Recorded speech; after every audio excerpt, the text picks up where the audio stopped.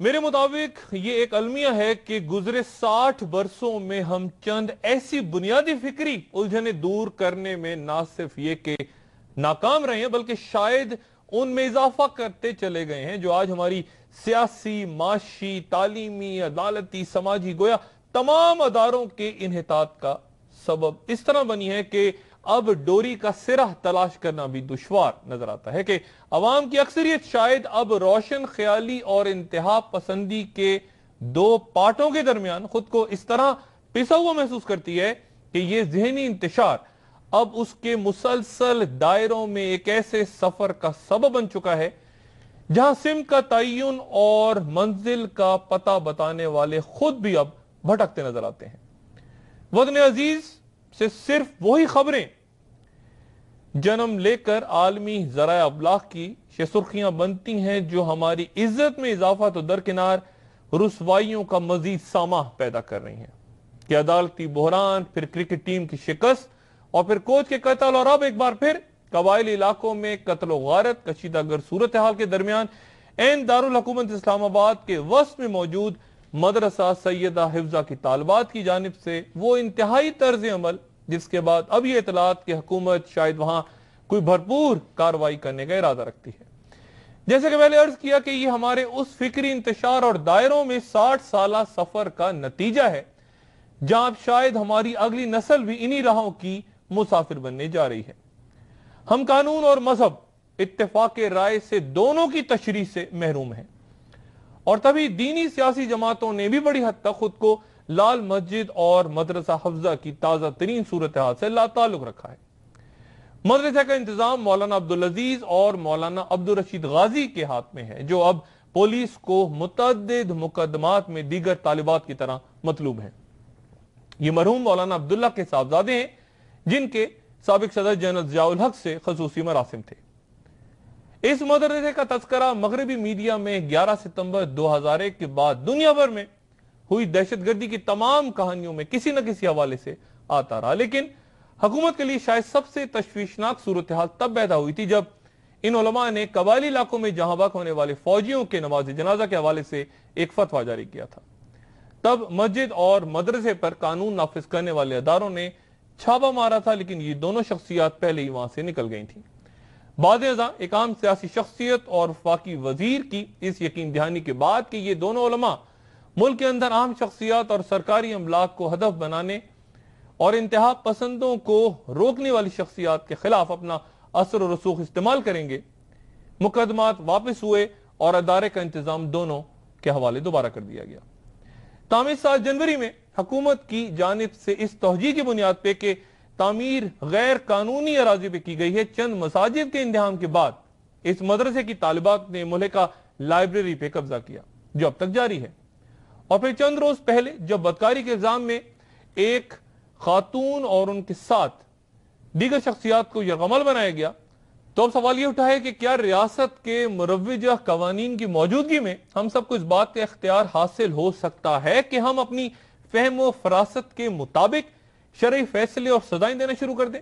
اسے قطع نظر کہ معاشرہ بلا شبہ برائیوں کی آماجگاہ اور گناہوں کی دلدل میں دھنستا جا رہا ہے، لیکن کیا ہم بزور طاقت برائیوں کے اس طرح خاتمے کا حق رکھتے ہیں؟ اور کیا یہ عہد حاضر میں ممکن ہے؟ اپنی ذاتی زندگی سے تو آپ خلاف شرع اقدار کے خاتمے کا حق رکھتے ہیں، لیکن کیا دوسرے کو زبردستی اس کا پابند کیا جا سکتا ہے؟ اس پہ علماء کرام بہتر تبصرہ کر سکتے ہیں، کیونکہ اسلامی تاریخ کے مختلف ادوار اس لاحاصل بحث سے بارہ بھرے پڑے ہیں اور لاتعداد مسلمان اسی تنازع میں ایک دوسرے کا صدیوں سے خون بہاتے چلے آ رہے ہیں۔ لیکن ہمیں یہ دیکھنا ہے کہ کیا آج کی دنیا میں تیزی سے پھیلتا اسلام دوسروں کو امن و آشتی سے متاثر کرتا ہے یا پرتشدد کارروائیوں کے ذریعے؟ اور کیا ہم ریاست کے قانون اپنے ہاتھ میں لے کر پاکستان میں یا کہیں بھی دنیا بھر میں معاشرے میں خیر کا سبب بن سکتے ہیں؟ ہمیں اپنے کردار اور گفتار سے دوسروں کو متاثر کرنا ہے یا قوت بھی کبھی دل جیتنے کا سبب بن سکتی ہے؟ اور اگر یہ طریقہ اختیار کر لیا جائے تو پھر اس کی انتہا کیا ہوگی؟ اور کیا مہذب دنیا، جیسے میں نے پہلے بیان کیا، کیا ہمیں آج اس بات کی اجازت دے سکتی ہے، یہ برداشت کر سکتی ہے؟ ایک وقفے کے بعد یہی سوال پوچھتے ہیں اسلام آباد چل کے جامعہ حفظہ کی طالبات اور لال مسجد کے مولانا عبدالرشید غازی صاحب سے، اور ان سے پوچھتے ہیں کہ اس طرز عمل کی کیا وجہ ہے۔ ایک وقفے کے بعد ان کے مطابق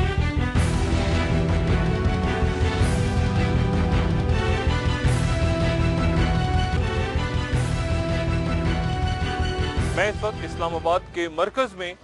اس G6 سیکٹر میں موجود ہوں جہاں وہ مشہور مدرسہ سیدہ حفظہ موجود ہے، جہاں 6,500 طالبات اور اس کے ساتھ وہ لائبریری جہاں ان طالبات نے پچھلے چند روز سے قبضہ کر رکھا ہے، اور پھر وہ مسجد جو لال مسجد کے نام سے مشہور ہے۔ جامعہ سیدہ حفصہ کی غیور مجاہدہ بہنوں اور دوستوں، آج ہم جس مقام پر کھڑے ہیں یہ بڑی سعادت کا مقام ہے۔ ایک طرف شہادت کا شوق ہے تو دوسری طرف فتح کی خوشی، ایک طرف مرنے کی بات ہے تو دوسری طرف مر کر ہمیشہ زندہ ہونے کی بات ہے۔ ایک طرف ہمیں دھمکیاں دی جا رہی ہیں تو دوسری طرف ہم نے بھی یہ عہد کر لیا ہے کہ جان تو چلی جائے گی لیکن ہم بھی اپنے مطالبات سے ایک قدم بھی پیچھے نہیں ہٹیں گی۔ ہماری لاشیں تو گریں گی لیکن مساجد قائم رہیں گی، ہمارے خون کی ندیاں تو بہیں گی لیکن اسلام کی عظمت پر آنچ نہیں آنے دیں گے انشاءاللہ۔ میں اس وقت جامعہ حفظہ کے ساتھ اس لائبریری میں موجود ہوں، اس متنازع لائبریری میں جہاں پہ جامعہ کی طالبات کا قبضہ ہے پچھلے کئی روز سے، اور ان کا کہنا یہ ہے کہ جب تک دوسری جگہ تعمیر نہیں ہوتی وہ یہاں پہ موجود رہیں گی۔ اور میرے ساتھ موجود ہیں مولانا عبدالرشید غازی صاحب جو انتظام دیکھتے ہیں اس جامعہ کا، اس ادارے کا، اور طالبات بھی یہاں موجود ہیں بڑی تعداد میں۔ السلام علیکم جی۔ مولانا صاحب، ہو کیا رہا ہے معاملہ؟ یہ تو بات پہلے تو لائبریری سے شروع ہوئی، پھر یہ بڑھتے بڑھتے یہ تاثر آ رہا ہے کہ اب آپ شاید قانون کو اپنے ہاتھ میں لے رہے ہیں، ریاست کے اندر ریاست قائم ہو رہی ہے، باہر نکل کے آپ ایک خاتون کو اغوا کر کے لے آئے، ان کو یہاں رکھا 3-4 دن، انہوں نے جا کے باہر بیانات دیے، تو یہ کیا کوئی بغاوت کی طرف جا رہے ہیں آپ؟ ڈاکٹر صاحب، بات یہ ہے کہ ایک یہ جو بات کی جاتی ہے بار بار کہ یعنی ہم قانون کو ہاتھ میں لے رہے ہیں یا ریٹ کو چیلنج کر رہے ہیں یا حکومت کے اندر حکومت، حقیقت یہ ہے کہ یعنی میں تو آپ سے یہ کہوں گا کہ یعنی انفارچونیٹلی یہاں تو حکومت ایز سچ ہے ہی نہیں، یا ان ادر ورڈز کوئی ریٹ ہے ہی نہیں، کیونکہ ریٹ تو اس وقت چیلنج ہو رہی ہے کہ جب یہ سارے کاروبار ہو رہے ہیں، جب ڈاکے ڈالے جا رہے ہیں، چوریاں ہو رہی ہیں، جب ہر ٹائم جب یہ کام ہوتے ہیں، اللیگل کام ہوتے ہیں۔ اب میں اسی کی بات کروں گا، آپ نے فرمایا اس خاتون کے حوالے سے، لیکن وہ اگر اللیگل کام کر رہے ہیں تو آپ نے پھر اللیگل ہی کیا ہے۔ میں عرض کرتا ہوں کہ اس خاتون کا کافی عرصے سے یہ نہیں کاروبار چل رہا تھا، اور اس کا بڑا ایک ٹھیک ٹھاک نیٹ ورک ہے، اہل محلہ اس کے لیے کئی دفعہ یعنی درخواستیں دے چکے ہیں، اور پولیس کے جس افسر سے بھی میری بات ہوئی، ایون اسلام آباد کے ڈپٹی کمشنر سے میری بات ہوئی، انہوں نے بھی اس کو ایگری کیا، اس سے ڈینائی نہیں کیا کہ یہ خاتون یہ اللیگل کام نہیں کرتی ہیں، انہوں نے کہا یہ بات کنفرم ہے، ایسی کوئی چھپی ہوئی بات نہیں ہے، تمام کرائم رپورٹر بھی یہ جانتے ہیں۔ یہ سب جاننے کے باوجود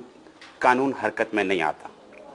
اب سوال یہ ہے کہ ڈاکٹر صاحب، میرے گھر کے سامنے اگر گند پڑا ہوا ہے میرے ساتھ، یعنی میں نے باہر جو لوگ کوڑا پھینکتے ہیں وہاں گند پڑا ہوا ہے، رسپانسبلٹی تو آف کورس میونسپل جو اتھارٹی ہے اس کی ہے، ڈی ایم اے والے اس گند کو اٹھا کے لے جائیں، گاڑی آئے اور اس کو اٹھا کے لے جائے، ڈیفینیٹلی ان کو ہی کرنا چاہیے۔ لیکن اگر آپ کا یہ نقطہ مان لیا جائے کہ جن اداروں کا کام ہے کہ وہ اپنی ذمہ داری ادا کریں، وہ انہوں نے ذمہ داری ادا نہیں کی، اس بات کو تسلیم کر لیا جائے، لیکن اس کے ساتھ ساتھ قانون آپ نے بھی توڑا، یہ بھی آپ مانیں گے بات؟ میں عرض کرتا ہوں نا، میری اس مسئلے پہ کئی حضرات سے بات ہوئی، اور جب یعنی یہ ہماری انفیکٹ ہماری جب جو بچیاں وہاں پہ گئیں اور انہوں نے ان کو بڑے پیار محبت سے سمجھایا، اور وہ سمجھانے ہی گئی تھی، यानी इनिशियली जो हमारी मूव थी और हमारे स्टूडेंट की तरफ से जो मेल स्टूडेंट हैं उनकी तरफ से भी जो तलबा भी जो वीडियो सेंटर पे गए हैं, ये डिप्टी कमिश्नर की तरफ से कोई एक प्रेस रिलीज आई है कि जनाब उनको थ्रेट किया है। एक आदमी आप हमें नहीं बता सकते वीडियो सेंटर वाला जिसको थ्रेट किया गया हो। मौलाना अब्दुल अजीज साहब ने बड़ी क्लियर इंस्ट्रक्शन दी हुई हैं कि कभी किसी को जाके थ्रेट की बात नहीं करनी है। आपने बच्चों ने करनी है कोई बात,